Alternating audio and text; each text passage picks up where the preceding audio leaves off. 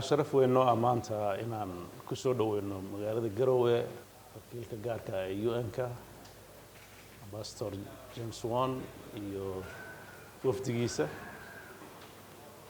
runtii wuxuu ahaa safar shaqo oo uu laba maalmood ku joogay waxaan uga mahadcelinaynaa safarka noocyadaan oo kale ah marar badan soo noqnoqda waxaan runtii muhiimadiisu u ahayd sidii hay'adaha UN-ka halka shaqeeya ee gargaarka iyo horumarinta Soomaaliya ka shaqeeya qaybtooda Puntland joogta oo u dardargelin lahaa xukuumad ahaanna oo aan iskaga wareysan lahayn meesha hadda wax marayaan gaar ahaan arrimaha abaaraha oo runtii ah arrimo qaran oo Soomaaliya oo dhan dhibaato ka jirta ah sidii ugu kuurgali lahaayeen sidoo kaleeto dhinaca hortabinta u leh Puntland marxaladan cusub doorashadii qaranka federaalka levelka kadib runtii kulan wuxuu ahaa dhinacyo badan taabanayay sidii ay Puntland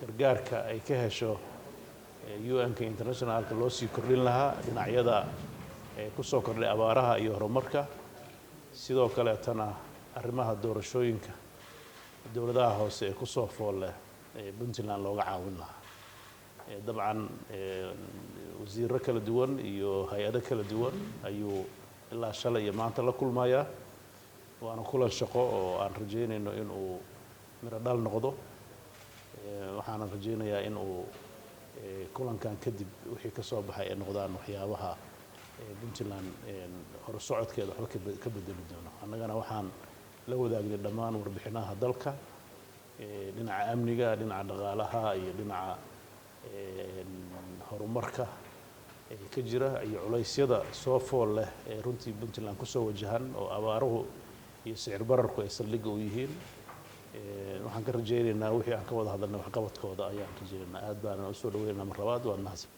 Good morning, Mr. President, honorable members of the cabinet and members of the press. I'd like to begin by thanking you, President Saeed Abdullahi Deni, your government, and the people of Puntland for the warm welcome that we've received during our visit here in Garoowe. It is a pleasure to be back in Garoowe on one of my regular visits to the federal member states. And I'm also honored to be joined today by the head of UN FPA, Mr. Adeniyi Ojolape, and also the head of our Garoowe field office, Mr. Guy Griffin. In our meeting today with President Deni and members of his cabinet, we discussed a range of local and national issues of importance. President Deni and I exchanged ideas on how best to advance Somalia's state-building processes now that a new federal government is in place. We discussed the importance of a deep collaboration between the federal government and federal member states to lead progress on national priorities. President Deni reiterated his firm commitment to Puntland's process of democratization following the completion of the first phase of local elections last year in Ale, Ufane, and Gardo. He briefed me on the Transitional Puntland Electoral Commission's initial plans to roll out the process to other districts. I underlined the United Nations' readiness to support, and indeed, a visiting UN technical team is meeting with TPEC today. I commend the Puntland government and people for your continued commitment to deliver direct local elections as enshrined in Puntland's constitution. Your efforts here, we hope, will also inspire and support the broader process of democratization across Somalia at the federal and local levels.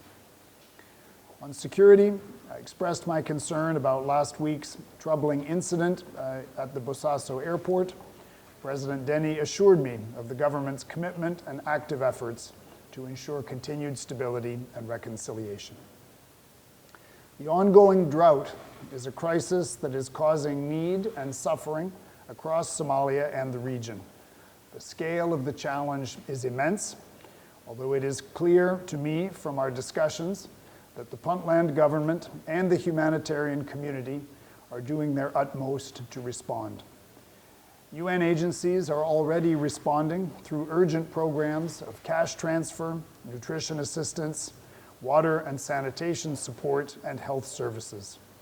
The situation is dire, however, and we all know that more needs to be done. To this end, the United Nations continues to advocate with the donor community for the mobilization of more resources to meet this challenge across the country and here in Puntland.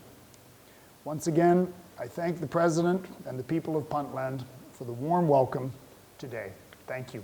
Si aad ugu adeegato Premier Wallet kaliya taabo batanka Pay ku aadi kaamirada QR-ka goobta aad wax ka iibsanayso geli lacagta iyo faahfaahin kooban taabo Next kadibna Confirm ugu dambeyntiina geli MPin-kaaga si aad u dhamayso iibsashada. Premier Wallet waa habka ugu casrisan ee aad ku adeegan karto maalin kasta.